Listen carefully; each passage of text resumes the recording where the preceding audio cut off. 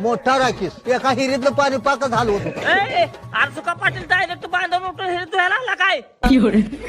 अरे वडापाव खाणाऱ्यांचं काम न हो वाखळा धुयाच. ओ सुका तात्या, आम्ही काय तुमच्यात 35 भाकऱ्या खात नाही. ए फुकणी चानो, मी बिना जेवता वाखळा घेऊन विहिरीत उडी मारायचंय. होय तात्या, तुम्ही उडी मारल्यावर हिरीत पाणी राहत होतं का? अरे वाखळा घेऊन हिरीत उडी मारायच्या आधी दुष्काळ असायचा आणि एकदा का उडी मारली की सगळीकडे महापूर याचा. पण तात्या उपास पोटीच. गोळे लावून सणासुदीच होतो ना तू याच. तात्या, आम्हाला पण जरा मदत करू लागा की. अहो तात्या, अरे एवढी मला वास घ्यायला जात्या. हे काय घ्या.